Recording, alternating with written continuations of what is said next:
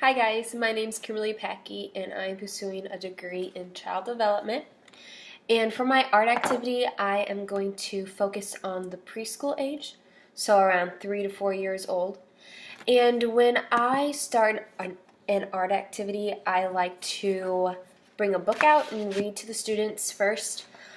So for this activity, I was going to read Sneeze, Big Bear Sneeze. It is by Maureen Wright. I like to bring a book out to let students get informed about our lesson for the day and our activity. Once we finish the book, I always like to go into a discussion if they have any questions or have any comments about the book. And the reason why I chose this book is to let the children know that our health is very important and that sometimes we do need that extra help with our health. So sometimes we need to go see the doctor, or we even need to go by an ambulance.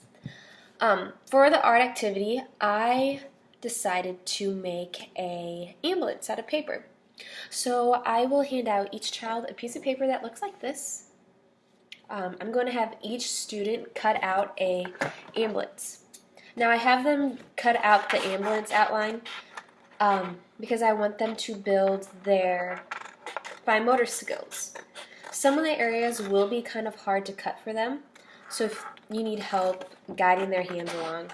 But this really just helps build their fine motor skills. And they won't always be perfect, but that's okay because, once again, we are developing that skill.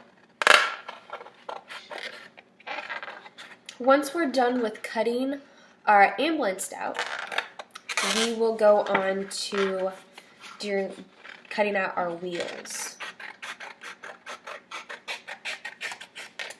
So this is the outline of our ambulance. Then we're going to have the students put on 2 wheels. Now I've already outlined the wheels for them, but I think that they should cut out the wheels. So we're just going to cut out these 2 circles real quick. And I think you should always give your students enough time to complete their art activity. So when I was doing my practicums, I learned that giving them about 2 or 3 different options, different activity options, learning activities of course, to go to is always the best idea, just so that they're not getting bored if someone's done or not.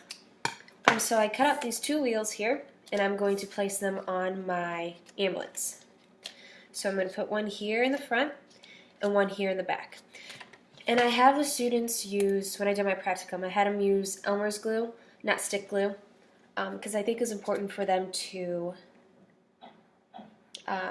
realize that a lot of glue isn't always necessary, and they do like being able to use the big kid glue. So I stuck them on, and they look like this. So here's our wheel in our car, and then we do the cross for the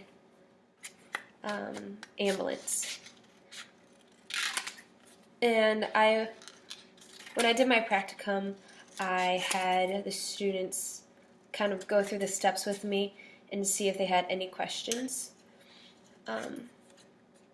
Yeah, and they always enjoy doing crafts, learning, because doing crafts when you are teaching a subject really helps them actually grasp what you are teaching them.